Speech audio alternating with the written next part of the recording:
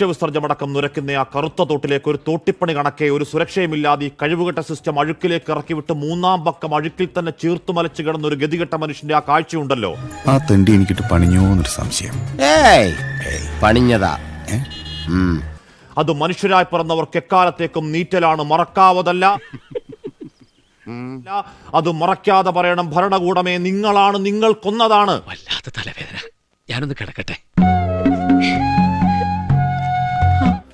ആ വേദനകളില്ലാത്ത അഴുക്കില്ലാത്തൊരു ലോകത്തേക്ക് വെള്ളത്തുണിയിൽ പുതച്ച് മാരായമുട്ടത്തേക്ക് അവസാന യാത്ര തുടങ്ങിയപ്പോൾ തന്നെ കനപ്പെടുന്നുണ്ട്. ആ കൊലക്കുത്തരവാദിത്തം ഞങ്ങളല്ല എന്ന് സ്ഥാപിക്കാനുള്ള സംവിധാനങ്ങളുടെ നാണം കെട്ട വ്യഗ്രത. ആ രാഷ്ട്രീയ വാർത്താ സമ്മേളനത്തിൽ മന്ത്രി എം പി രാജേഷിന്റെ നീക്കം ആ പഴി എത്രയും റെയിൽവേയുടെ മണ്ടക്കടിക്കാനാണ്. ശരിയാണ്. ആ 200 മീറ്റർ പരിധി, ആ കരാറും കൊടുത്തൊരു പാമ്പിടിച്ചവന് ഒരു സുരക്ഷാ മാസ്ക് പോലും കൊടുക്കാതെ ഇറക്കിവിട്ടതിന്റെ ശേഷവും അങ്ങേയറ്റം ഇറസ്പോൺസിബിൾ പ്രതികരണങ്ങൾ നടത്തിയ റെയിൽവേ പാതകം ചെയ്തു, തർക്കമില്ല.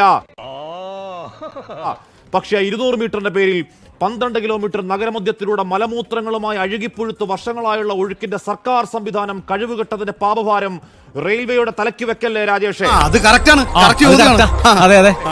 ആ ടൺ കണക്കിന് മാലിന്യങ്ങൾ ശൂന്യാകാശത്ത് നിന്ന് പൊട്ടിവീണതല്ലെന്നാണ് പൗരാവലിക്കുള്ള മന്ത്രിവക പഴി. ഇന്ന് കോടതി ചോദിക്കലാണ്. ഈ നഗരത്തിൽ നിന്ന് ശേഖരിക്കുന്ന മാലിന്യങ്ങൾ സർക്കാരെ എങ്ങോട്ടേക്കാണ് കൊണ്ടുപോക്ക്? ആകാശത്തേക്ക് നോക്കി ശേഖരണ കോൺട്രാക്ടർമാരുടെ തലക്കങ്ങ് വെച്ച് സർക്കാർ കോടതിയിൽ അനന്തകാലത്തേക്ക് ആ മുടിഞ്ഞ പ്രശ്നത്തിന് പരിഹാരമായ ഒരു ഓപ്പറേഷൻ അനന്തയ്ക്ക് അള്ളുവെച്ചത് റെയിൽവേ ആക്ട് എന്നാണ് അടുത്ത പഴി. പച്ചക്കള്ളമാണ്.